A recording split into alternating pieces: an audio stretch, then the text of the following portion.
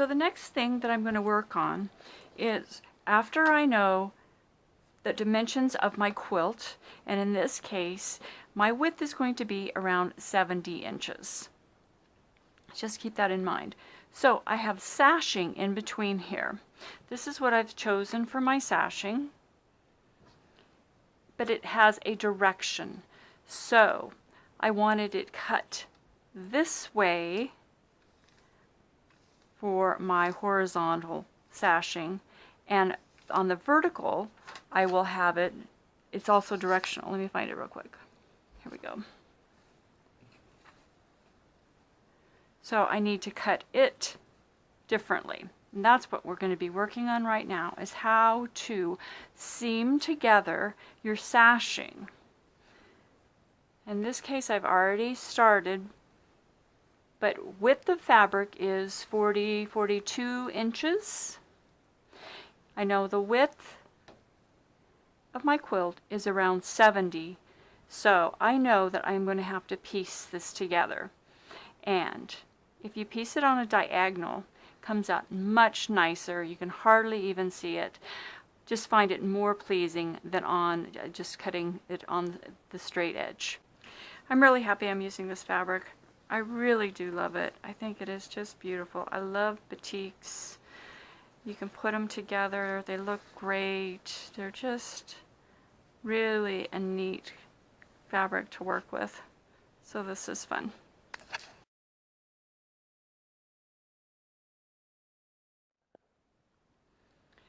So the first thing we have to do is iron your fabric. On a pretty hot setting, I've sprayed some water here. You want to make sure that you get it all ironed before you fold and cut. So I love my Panasonic cordless iron. Love it, love it, love it.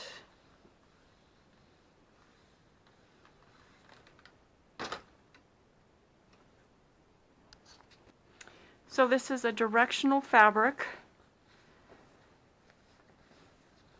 So I want to make the sashing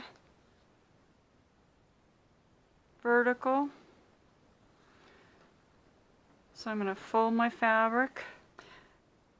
So whenever I am cutting a piece, you always want to line up one of your ruler lines on the fold. Then you can get your 90-degree right there, bring it down, match it up with your line here. Always take a minute to make sure it's exactly where you want it. Put your hand firmly on the ruler with a little pinky on the outside to hold it in place. Push down firmly and cut. Now I'm going to be showing you how to sew together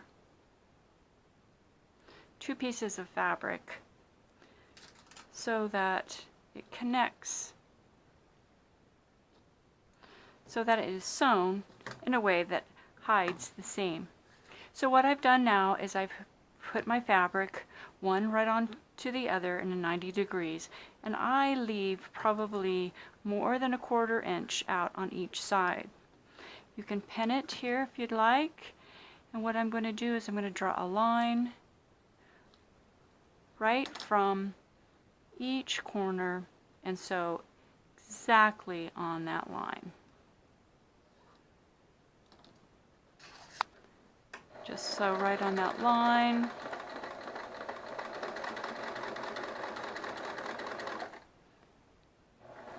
On my hottest setting, what I'm going to do is I'm going to press my sashing just the way I sewed it. I'm going to open it up, okay, in the direction that I want it to go.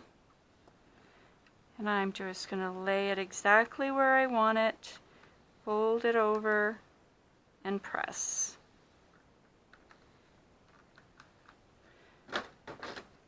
Okay, fold it back. Take it to your cutting table. just going to use a little bigger ruler here. I'm going to cut off the excess. I want 1/4 of an inch more. In fact, if I just usually go from point to point. Remove that. Take it back over to the ironing board. I like to press my seams open.